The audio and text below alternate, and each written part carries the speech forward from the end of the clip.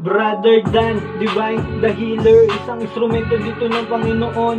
Kahit na anong sakit, huwag magatubili na lumapit, kayang-kaya ka pagalingin.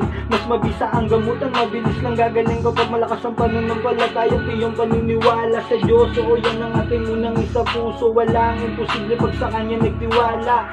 Di po kita binibiro, dito mo mararanasan paano magkaroon ng himala. Physical o spiritual na sakit, kahit gano'ng kalala, huwag ka pong mag-alala, si Bro Dan na po ang bahala. Nagbabahagi din ng karunungan, nagkaalaman na matuturing kayaman ng dasal na latin na pananggala at gabay na pangontra para sa iyong kaligtasan.